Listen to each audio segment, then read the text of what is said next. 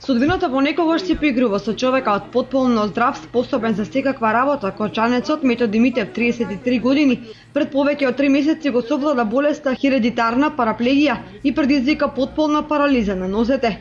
Единствен светол момент на кој тој се надева е да набави инвалидска количка со моторен погон, која чини 2000 евра.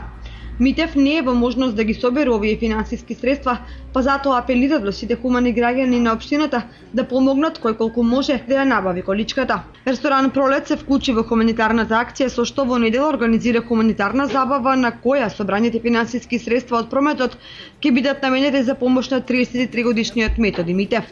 Ненајдено ми се појави хередитарна параплегија и барам помош од хуманитарните луѓе на град Кочани во недела на 38 во 20:30 часот во ресторан Пролет ќе се одржи хуманитарна забава во име на мене, во чест на мене, така да ќе ги замолам сите граѓани и газди на град Кочани кои можат да присуствуваат на забавата, ради да можем да ги соберам средствата за количка и нешто ако има шанси за понатамошно лекување.